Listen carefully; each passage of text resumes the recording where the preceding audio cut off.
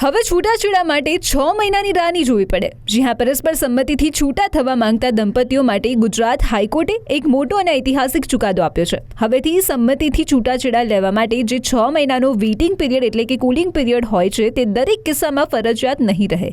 હાઈકોર્ટે સ્પષ્ટ કર્યું છે કે જો દંપતી વચ્ચે પુનર્મિલનની કોઈ જ શક્યતા ન હોય તો તેમને આટલો લાંબો સમય રાહ જોડાવાની એ ન્યાયના હિતમાં નથી. આ સમગ્ર મામલો વર્ષ 2023માં લગ્ન કરનાર એક દંપતી સાથે જોડાયેલો છે.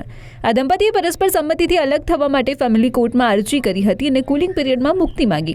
જોકે ફેમિલી કોર્ટે આ અરજી ફગાવી દેતા મામલો હાઈકોર્ટ પહોંચ્યો હતો અને હાઈકોર્ટે ફેમિલી કોર્ટના તે હુકમને રદબાતલ ઠેરવ્યો છે અને નવેસરથી નિર્ણય લેવા આદેશ આપ્યો છે.